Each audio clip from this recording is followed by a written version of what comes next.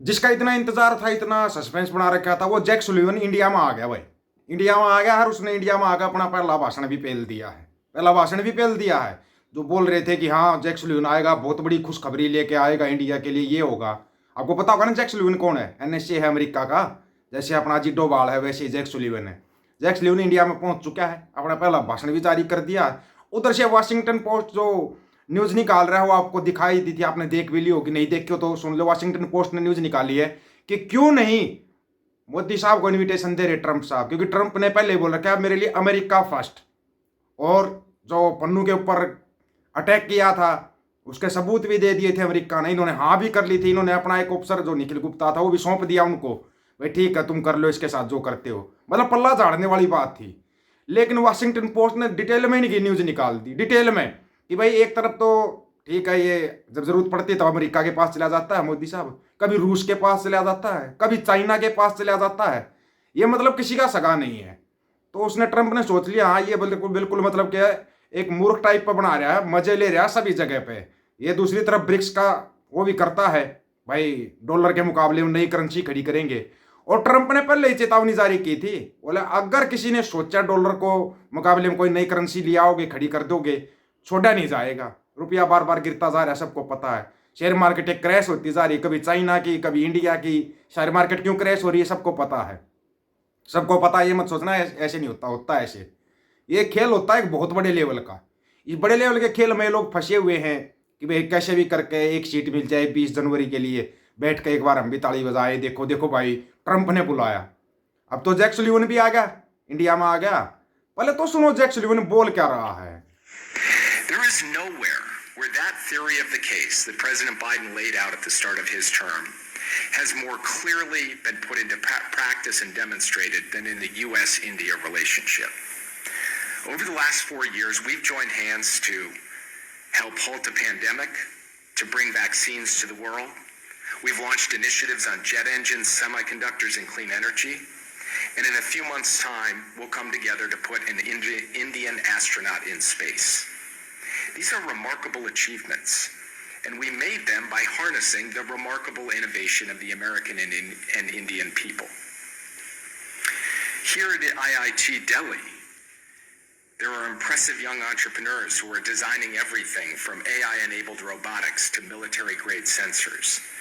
Ventures that I'm proud to say are being supported by the United States through partnerships with New York University, the U.S. National Science Foundation, and the U.S. Space Force.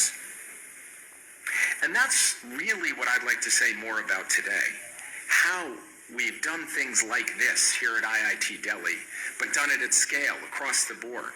How we've taken the U.S.-India partnership to a fundamentally new level over the last 4 years, with innovation at its core, and how that is playing out bilaterally, regionally, and globally. First, we started by transforming our bilateral technology partnership. When President Biden came to office, he knew that Make in India and Made in America are not incompatible concepts. In fact, they are complementary. And that's why in 2022, as you've heard, our administration launched the Initiative on Critical and Emerging Technologies with India, ICET. Now, as Ambassador Garcetti laid out, this is not just something that springs into existence by osmosis or by some, magical abstract creation. It's through people. And people in senior positions in government, and people throughout the government, and then throughout the scientific. Hey, check out this. वाह भाई, सुन लिया जो बोल रहा है। ये India में बोल रहा है, फिलहाल इंडिया में आ चुका है। इंडिया में आके इसने दे भी दिया भाषण, तो मिल गई सीट मिल गई। दूसरी तरफ जैसे अपने मोदी साहब कहीं दूसरे देश में जाते थे तो अपने अडानी साहब के लिए, अंबानी साहब के लिए, इनके लिए क्या था, अपना एक व्यापार का सिस्टम सेट करके आते थे। वही व्यापार का सिस्टम अब एलन मस्क के लिए सेट होगा और करना पड़ेगा। और दूसरी जो सबसे बड़ी बात है, एलन मस्क ईवीएम का सबसे बड़ा विरोधी है। याद होगा या भूले तो नहीं होगे, एलन मस्क ने ईवीएम का विरोध किया था। एलन मस्क ईवीएम विरोधी है। एलन मस्क अगर यहाँ आता, इंडिया में आता, वो अपना व्यापार जमाएगा, तो फिर अंबानी अडानी ये कहाँ जाएंगे? सोचने वाली बात है। इनको क्या छोड़ देगा? छोड़ना पड़ सकता है, क्योंकि अडानी को पहले ही फंसा के बैठे हुए हैं वो। अडानी को तो पहले ही फंसा के बैठ गए वो, भाई ठीक है इसके केस ओपन करो इसके केस। उसके केस ओपन होंगे तो क्या फिर अंबानी को छोड़ देंगे वो? अगर इन दोनों को बिठा दिया तो तुम्हारे को नया जो जिसके लिए कारोबार करना पड़ेगा, तुम्हें दिन रात कमाना पड़ेगा, वो तुम्हारे पापा का नया पापा होगा, एलन मस्क। एलन मस्क बनने जा रहा है, याद रखना, इस चीज को भूलना मत। अगर ये आया जैक सुलिवन, जब ये यहाँ से जाएगा तब देखना, तो क्या सीट अगर कन्फर्म भी होगी ना तो उसकी कीमत है ना ये 150 करोड़ भारतीय भुगतेंगे। ये तुम्हारे को भुगतना पड़ेगा, क्योंकि मस्क को देना पड़ेगा पूरा प्लेटफॉर्म। भाई ये व्यापारिक देश हैं, अमेरिका है, चाइना है, ये अपना फायदा देखते हैं, हमेशा अपने फायदे के लिए चलते हैं। ये डॉलर को अगर गिराने की सोचोगे तो क्या ट्रंप बैठा रहेगा? क्योंकि ट्रंप तो पहले ही कह रहा है मेरे लिए अमेरिका फर्स्ट, बाद में ही कुछ होगा, पहले मैं अमेरिका के लिए जीता हूँ, अमेरिका लेके करना जो वो करूँगा। वो करने के लिए वो अप्रवासियों को भी निकाल लेगा, उसने पहले ही बोल दिया। और दूसरी बात जो फाइव आइज है, आपको पता होगा ना फाइव आइज का, न्यूजीलैंड, ऑस्ट्रेलिया, कनाडा, ब्रिटेन और अमेरिका, ये आपस में सब कुछ साझा करते हैं, एक दूसरे से सब कुछ साझा करते हैं, गुप्त जानकारियाँ, सब कुछ। ये इनका एक संगठन बना हुआ, जैसे ब्रिक्स बना था, Brazil, Russia, India, south Africa है, ये बनाया था ना, ब्रिक्स बनाया था। ऐसे ही फाइव आइज है, वो फाइव आइज एक दूसरे से सारी टेक्नोलॉजी साझा कर रहे हैं। फाइव आइज ने देख लिया भाई मोदी ले रहा स्वाद, कनाडा कुछ आरोप लगाता, कनाडा को हम ये कर देंगे। दूसरी तरफ जयशंकर साहब ने भी कई बार, हमार पता नहीं बोलिया या नहीं बोलिया, लेकिन मंडिया और उसके दलालों ने कई बार न्यूज में दिखाया, देखो जी लाल आंखें दिखा दी अमेरिका को जयशंकर साहब ने। तो क्या लाल आंखें देख के वो चुपचाप बैठा रहेगा क्या ट्रंप, जिसके लिए अमेरिका फर्स्ट है, वो चुपचाप बैठा रहेगा?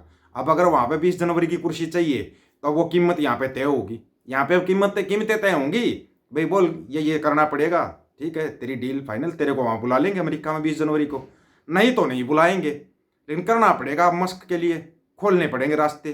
जितनी दौलत अंबानी अडानी को कमा के दी है, इतनी इससे ज़्यादा दौलत अब मस्क को कमा के देनी पड़ेगी।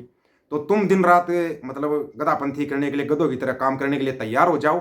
वहाँ पर वो डील होगी, अब डील होगी वहाँ पे, और कुछ नहीं होगा। ये डीलिंग होती रहती है। इस डीलिंग में पिसती कौन है? आम जनता।